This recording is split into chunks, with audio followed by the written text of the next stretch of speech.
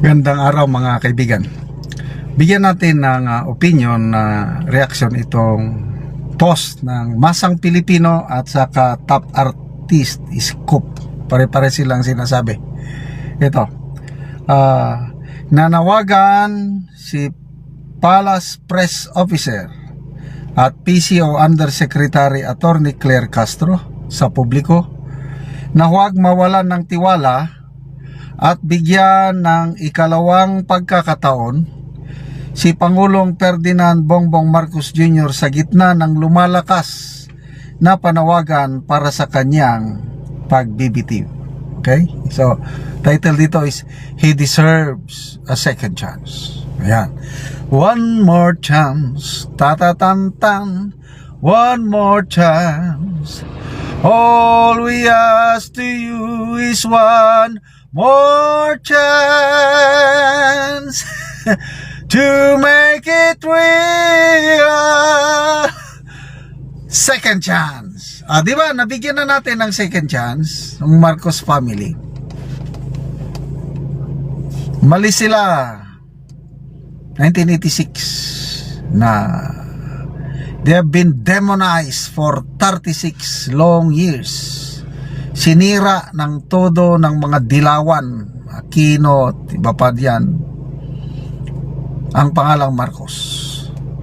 So tayo, kapilang ako, tayo na bumoto kay Marcos Jr., yung 31.6. Di ba binigyan na natin ng second chance? Kaya lang, ano ang ginawa ng presidente sa second chance na ibinigay ng 31.6 million sa kanya? Pinangalagaan ba niya ito? Pagkakataon niya na ibangon ang dangal ng Marcos family, na inalipusta, sinira ng 36 long years. But ano ang nangyayari ngayon? Lalong nasisira ang pangalang Marcos. May narinig akong payag ni Senator Amy, sayang, sabi niya. Binigyan na kami ng second chance ng taong bayan, kailang sinayang ng aking kapatid. Yes, sayang, bakit tayo nagkaganito? Bakit sayang. So, panawagan ni Auntie Claire Castro, hindi second chance, third chance. So, meron bang third chance? I don't know sa inyo kung bibigyan nyo ng third chance. Ang akin is magtiis. Hindi ako manawagan na mag-resign. Tuloy lang niya kasi nga talagang binutuhan naman siya ng tambayan 6 years. So, tapos na yung 3 years, halos walang nangyari. Walang nagbago, lalo lang napasama. So for the next remaining 3 years, tiis. Ako, mine. Kasi ang iba talagang galit na may sumisigaw na dyan ng alis ka na, alis. Ako hindi. Napagtiisan ko na siya ng 3 years, talagang kaya ko pang magtiis ng another 3 years. So, tutulong ba ako sa administrasyon? Depende. Sa ipakita nila, kasi itong remaining 3 years, marami pa siyang magagawa kung gustuin niya.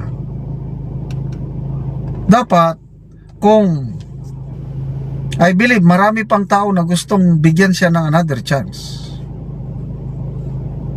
kailang magpakita muna siya ng totohanang reforma. Example, dito sa flood control allegation na ito, ipakita niya na wala siyang pinagtatakpan. Ano nga yun, yung ICI? Akala natin very urgent na solusyon niya para masolve itong problema ng corruption, mapanagot ang mga nagnakaw. Lumalabas walang pundo ang ICI. Ano ba yan? So, sabi ni resigned Commissioner Roelio Singson, pinapunta kami ng giyera, wala man kaming armas at bala. Ano ba yan? So, sabi niya, why would I risk my life and family in solving problems of Malacanang? So, dito pa lang, kaya nawawalan ako ng gana na maniwala at magbigay ng second chance.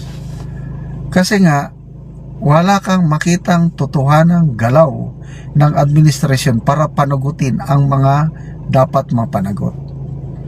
Another one, yung aligasyon ni Senator Amy Marcos paggamit ng coke at pulburon. Sabi, hindi ko kapatid yan. Will that be enough? Maniniwala ba ang taong bayan na hindi mo kapatid yung nagsalita sa INC rally? Kung bibigyan natin ng second chance ang Marcos administration, ang Pangulo, bakit hindi na lang tanggapin yung pag-testing sa buhok? Kung hindi naman totoo yung aligasyon, patesting mo na para matuldukan na, then mag-move on na tayo pag negative. Sige, wala pala, di ganun, pakulong sina ganito mga mastermind, ikulong, yan, baka pwede pa second chance. But kung wala, hindi niya gagawin ng mga ganon, edi tiis na lang ng actually less than 3 years na lang may pag-asa pa ang bayang ito. Bakit? Mayroong BP Sara na naghihintay. Doon ko nakita kay BP Sara ang tunay na leadership, tunay na tapang at malasakit. Una kong believe dito, Mayor Inday Sara pa lang, nung sinuntok niya o sinampal niya yung sheriff, sabi ko, ito ang kailangan nating leader. Ganon yung may tapang at malasakit. Itong presidente natin kasi sobrang bait. Kaya kahit tuloy sabihin natin wala siyang kinalaman sa flood control anomaly, yan, niloloko siya ng kanyang mga tauhan. Okay, salamat mga kaibigan sa inyong pagsubaybay sa ating channel. Nakakatulong kayo ng malaki sa tribong Talandig ng Bukidnon dahil ang income natin sa channel na ito pantulong po sa tribo. Namimigay tayo ng mga libreng yero at pako para makapagpatayo itong tribo ng mas maayos na tirahan.